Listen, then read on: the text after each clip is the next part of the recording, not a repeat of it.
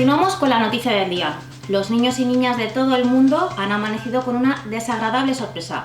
Los regalos de Navidad no han llegado a sus hogares y así lo confirman millones de llamadas que han recibido en las centralitas de atención al cliente de todo el mundo. Fuentes policiales confirman que se desconoce el paradero de Papá Noel. La causa ya está siendo investigada. Y ahora les dejamos.